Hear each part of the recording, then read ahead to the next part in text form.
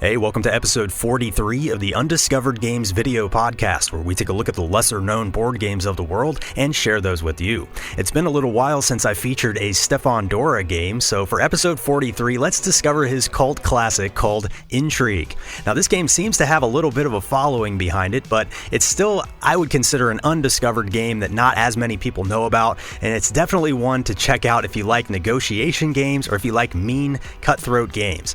This game has a notorious reputation as being one of the meanest games ever designed, and while you could certainly make a case for that, I've found that players often enjoy Intrigue a little bit more than other mean games because it's so quick and simple, and it basically forces everybody to be mean at some point or another.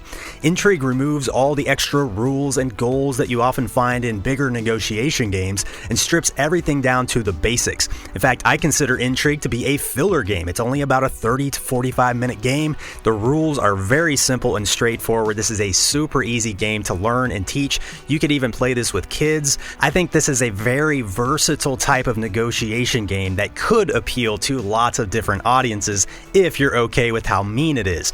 So, what is Intrigue all about? Well, basically each player is a landlord of a palazzo, and they have some jobs available to the other players. Each player has a bunch of family members who are looking for work. They're skilled in certain professions, and they need a palazzo to work in. So you're trying to get your family members hired in your opponent's palazzos, and you do this by bribing your opponents to put you in the higher paying positions. The problem is each palazzo can only hire one of each profession, and there's only a certain number of jobs available. So there are going to be lots of conflicts as players are sending out their family members looking for jobs. There's a lot of bribery that happens in this game, and the owner of the palazzo gets to accept all the bribes up front, and then they decide what to do without any requirement to keep their word. It's one of the few mean, cutthroat games where I can laugh hysterically while being stabbed in the back by my opponent. It's just a hilarious game design, and again, the key to this game is it does not last very long. It's a very quick experience, so even if you don't like mean games,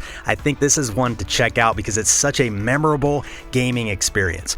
See, you cannot take Intrigue too seriously. I view this more as a social game, almost like a party game of sorts. It's so highly interactive, it's very conversational, the players completely drive the game. There is some meaningful strategy to explore. It does have cutthroat bargaining and ruthless backstabbing and unimaginable deceit from people you thought you could trust, but it all feels lighthearted and fun, at least to me, because it's so quick and simple. This is the bare bones essentials negotiation game. It has a very simple framework, just a few light rules to learn, and it just allows the players to have fun and create the gaming experience. So I do think this is one of those games that should have a disclaimer on the box. You know, friendships, put those on hold. Relationships, put those on hold for the next 30 to 45 minutes. But if you can do that, if you can get everybody at the table to buy into this, then you have the potential to have one of the funniest, most memorable gaming experiences ever. You know, something you could be talking about 5 or 10 years from now with your family or friends if you find that right group to play with. And this game has so much potential, and that's why I keep it in my collection. As you can see here, I have the old school German edition from FX Schmid. This was published in 1994, way ahead of its time. And from what I could find online, I think this looks like the best edition. Now, this is the only edition I've seen in real life, but from the pictures I've seen, this game looks like the prettiest printing of the game because each player gets these beautiful cardboard player boards with unique artwork of each palazzo. You also have these really nice, thick cardboard tokens for your family members. They're really nice quality. And then finally, this paper money is awesome. It's full color, printed on both sides. There's 3 different denominations. It looks like real money. This has to be the nicest looking paper money I've seen probably in any board game ever. And this is one of the few games that has paper money where we actually choose to use the paper money that came with the game. A lot of times with other games with paper money, we'll just use poker chips or metal coins or something like that. But with Intrigue, we always play with this paper money. It really adds to the flavor of the game. There's something about it aesthetically that's just very pleasing and satisfying. This game just looks beautiful on the table, and that's why I like this printing specifically of the game. I really like the aesthetics here. There's one issue I have with the components, and that is the color choice of these tokens. As you can see here, the beige and the gray look very similar, and so do the red and the purple. And that's unfortunate because if you're playing this in low lighting or with anybody who's remotely colorblind, this is going to be an issue, unfortunately. But there are workarounds to that. You could buy this edition and then make your own tokens or something something like that. But that's the only issue I have. Otherwise, I still think the components in this game are super nice quality, especially considering how old this printing is. Anyway, enough about the components. Let's take a look at the game. Before we get started, make sure you're subscribed right here on YouTube at undiscovered_games to learn more about lesser known board games just like this. Let's take a look at how to play Intrigue, and now continue to talk about why I think this is an undiscovered game worth checking out. To set up the game, you're going to place the island in the center of the table and then give each player a palazzo.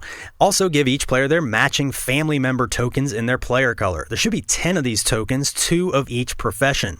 I believe the newer printings might only have 8 total tokens, but this game has 10, and I'm not sure the official job titles. I'm going to call this a priest, a scribe, a knight, a scientist maybe, and then I guess a merchant. I don't know what the official job titles are here, but really the symbols are all that matter.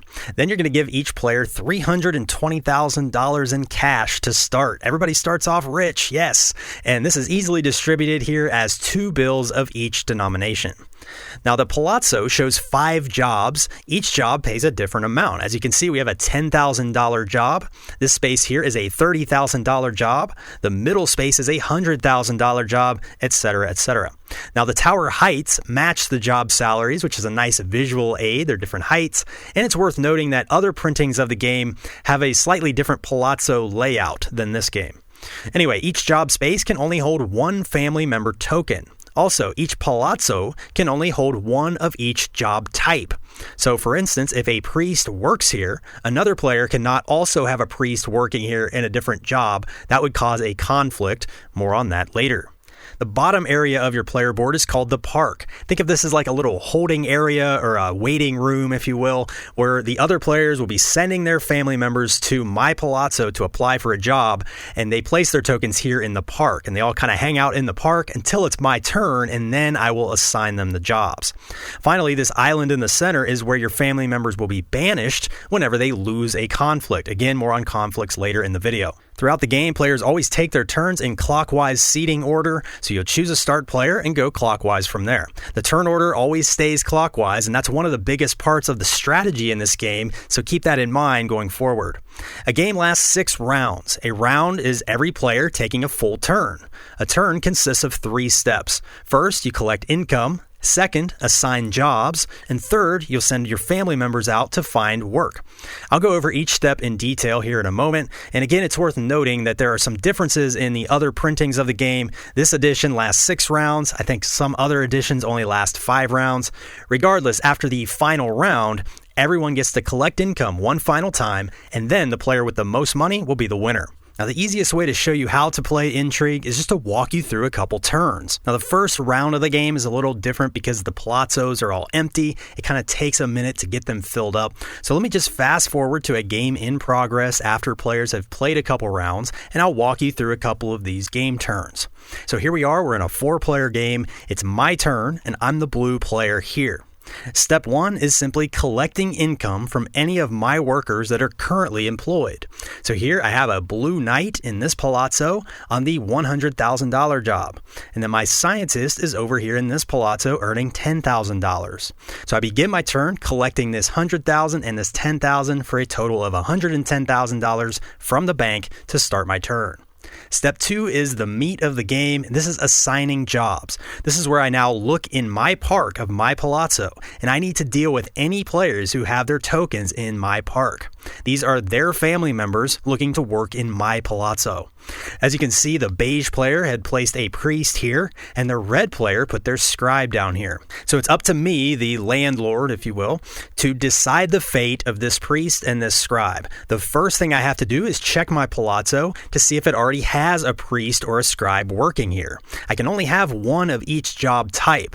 Now, right now, I don't have a priest or a scribe. I only have a gray scientist here making $10,000 and a beige knight making $50,000. And a little strategic side note here is this $50,000 job will remain a knight for the rest of the game. So only knights can be placed here. Only scientists can be placed here in this $10,000 spot. So my palazzo is more appealing to other players' knights than it is to other players' scientists, because knights make more money in my palazzo. So you can kind of think of it thematically in that regard. So since I do not have any priests or scribes yet, I have to employ both of these tokens. Now, where I put them is up to me. I could put them in any one of these 3 empty jobs, but I could not put them here where the knight is, and I could not put them here where the scientist is. Those are already kind of locked down for those professions. So back to our example here. I, the landlord, have to find a job for this beige priest and this red scribe. Now, everybody at the table can have a conversation during this. You can make promises and threats and everything. And then after we converse, I say, okay, it's time to give me my bribes. I'm the landlord. I need to be bribed. So you always start with the first player clockwise from the landlord who has a disc in the park. So the gray player has no disc in the park, so we skip them. They do not get to bribe me. Then we go to the red player. They do have a disc in my park. The red player gets to make me a bribe. Now the rule is you must bribe at least $10,000. So you have to do a minimum bribe. And it's worth noting, if you don't have any money, the bank will pay that minimum bribe of $10,000 for you. Anyway, so the red has the money. Maybe they say something like, look, blue, I'm already employing your worker over here in the best job of my palazzo, so I expect you'll do the right thing and put my guy on your $100,000 spot.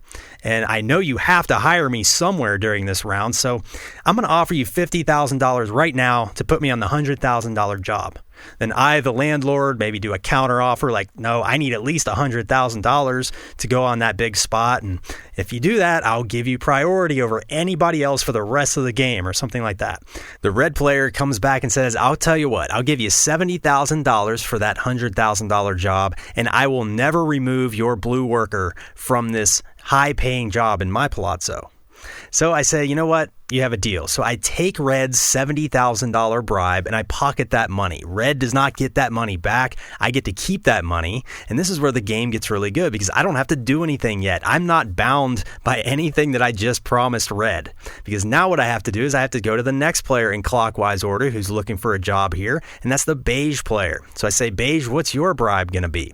And beige says, you know what? Red only gave you $70,000. I'm going to give you $90,000 and I want the $100,000 job. And I say, oh, $90,000? You have a deal. I'm not even going to argue with them because, again, they could always back off of that and just go back down to their minimum bribe of $10,000 because they know that I have to hire them. But right now, they really want that high-paying job. So I say, $90,000, you have it. I'll put you in that high-paying job. So they give me $90,000. So now I just pocketed $160,000 in bribes, and I haven't done a single thing yet. Now that I've taken bribes from all the people trying to get jobs in my palazzo, now is when I actually assign them to their jobs. And this is where the game is so funny because I just promised beige something and I just promised red the same thing. So which player am I going to, royally screw over here? So I'm looking at the red player and they do have me employed in that $100,000 job and I would like to keep that. So I'm going to say, red, you know what? I really want to keep that job so you get the job here. We're going to work together in this game. We're going to be friends. We're going to help each other out. So I put red in the $100,000 job, even though they paid me a little less. And then the beige player gets really angry at me. And I'm like, look, dude, you shouldn't have trusted me. I was not about to help you out after what you did to me last round in the game. So I'm going to put you in the $20,000 job and so on.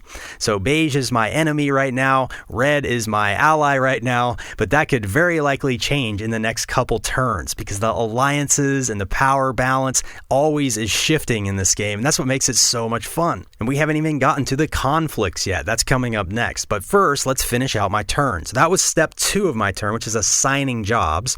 Now we move to step 3, which is simply sending 2 of my family members out to my opponent's palazzos in hopes of finding work. So I pick any 2 of these, I look out, and I have to split them up. I have to send them to 2 different palazzos. I obviously can never send my own workers into my own palazzo. So I'm looking around at some different possibilities. Maybe I see the beige player already has their knight working over here, and they're already mad at me. So, hey, why not challenge them right now for that high-paying job? So I'm going to place my knight over here in this palazzo. Again, I place it in the park at the bottom.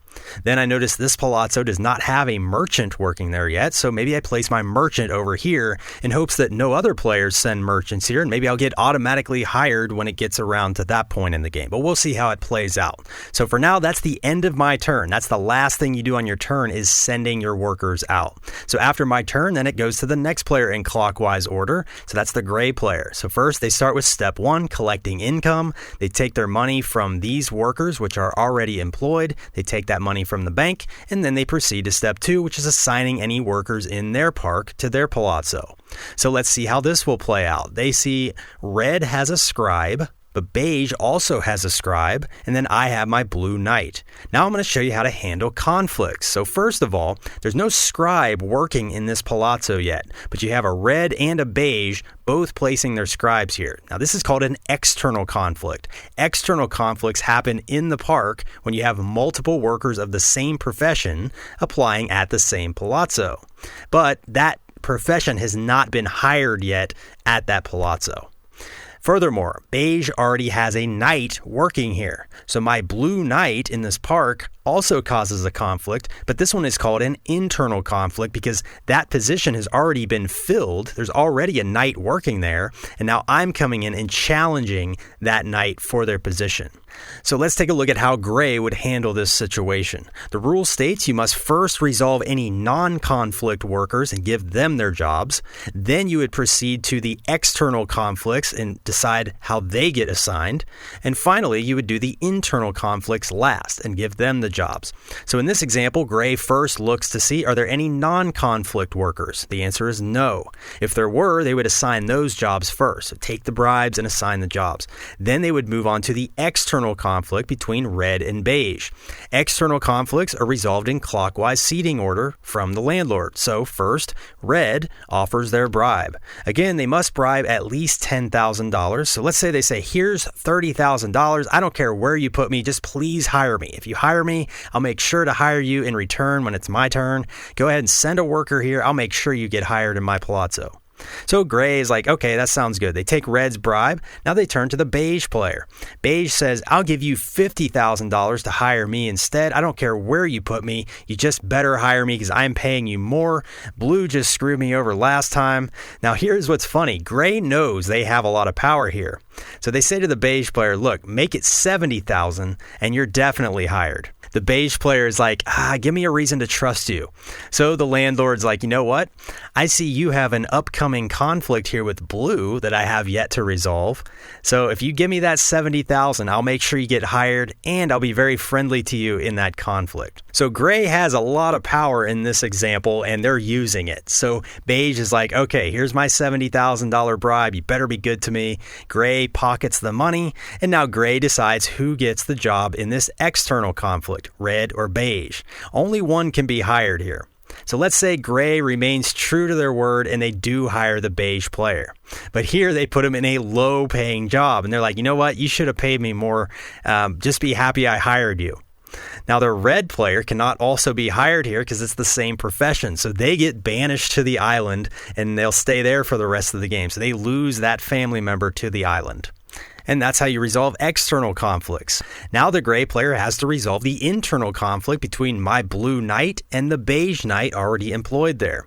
In an internal conflict, you do not bribe clockwise. Instead, the defending player first bribes to keep their job, and then any players in the park that are pining for that position offer their bribes. And in that case, if there's multiple players in the park, then you would go clockwise among those players. But it's always the defending player who bribes first, and then the quote-unquote attacker or whatever that's in the park would bribe next. So back to this example, the beige player is trying to keep their job, so they bribe first. So maybe the beige is like, listen, gray, I've been a loyal employee at your palazzo. I really need to keep this job. I can't believe you put me in that low-paying job over there, and I just gave you $70,000 in that bribe, and I expect you to keep your word and be nice to me in this conflict. And just to make sure of that, here's another $50,000. I'm going to throw that in there just to make sure you keep my job.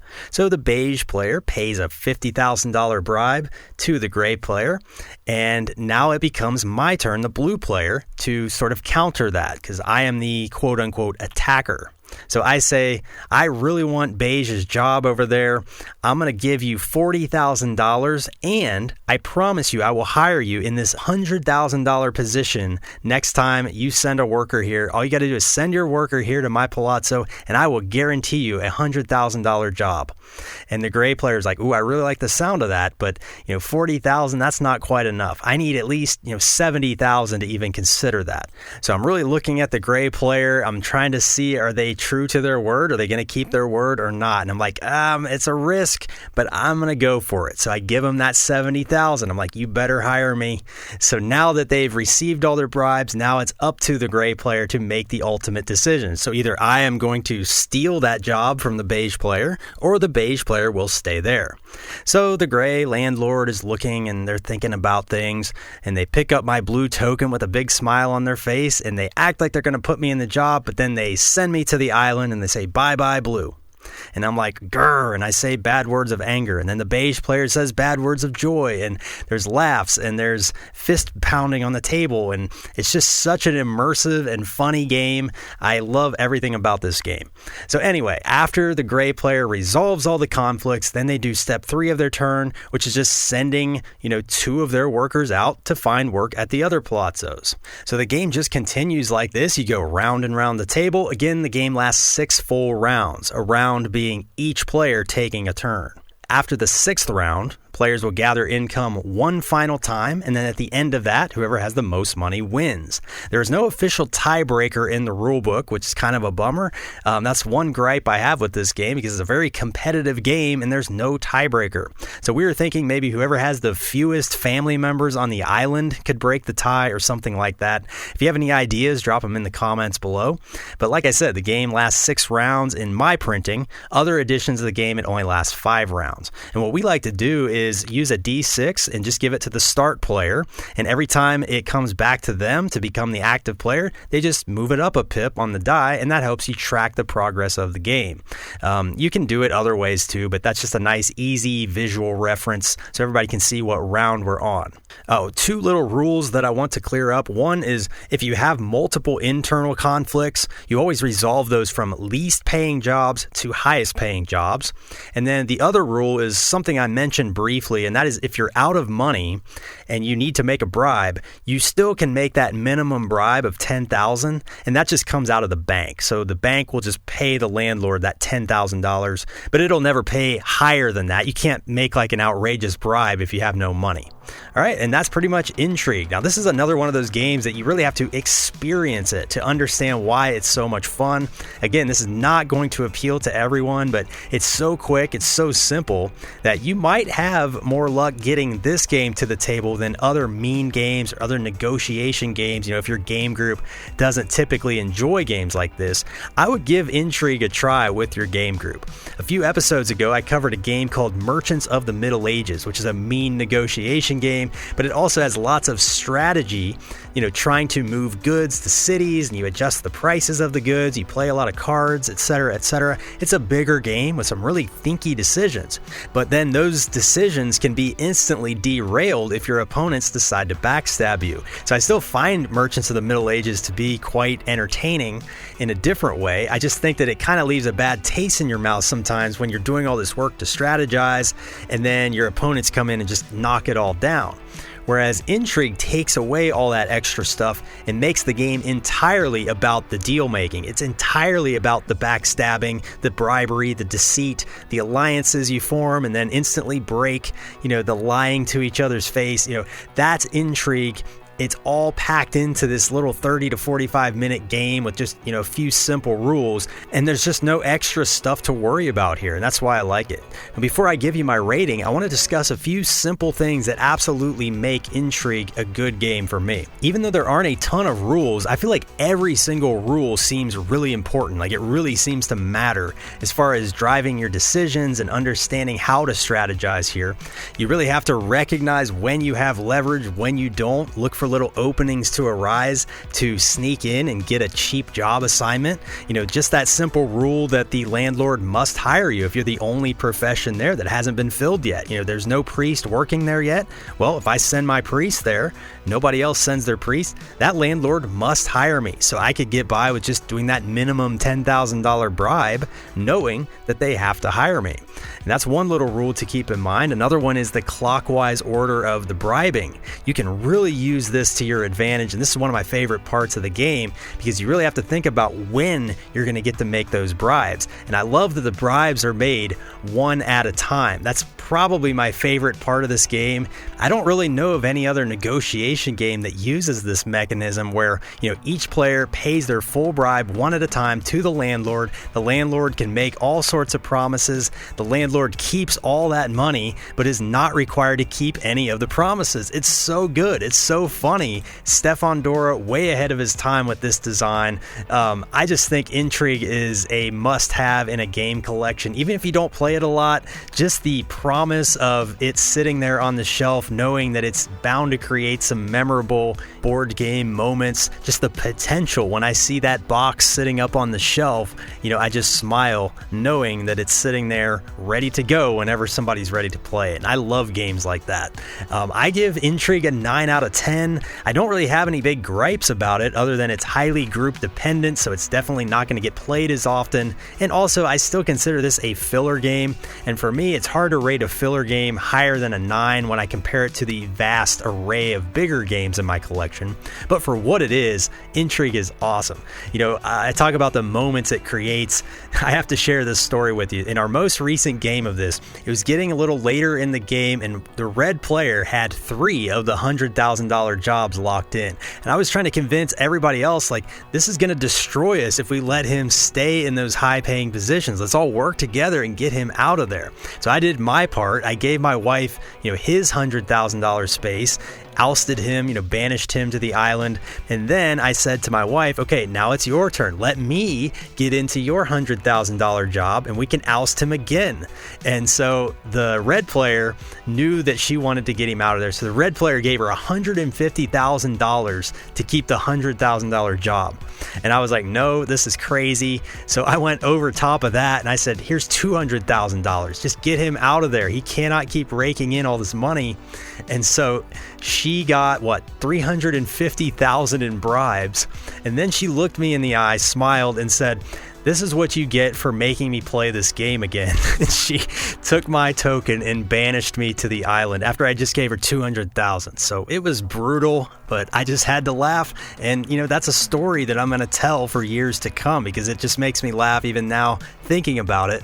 And, that's what makes this game special. That's what makes this game unique, is it creates those types of memories, even if you play with people who hate these types of games. So there you have it. That's Intrigue. Have you played this one? Do you think your game group can handle a game like this? What's a mean game that you've managed to get to the table more often than you thought you would? What's your favorite negotiation or bribery type of a game? Let me know all that stuff in the comments below. I love to chat about board games with all of you on a regular basis. If you want to support the channel further, there is a digital tip jar in the description below. It's just a PayPal link.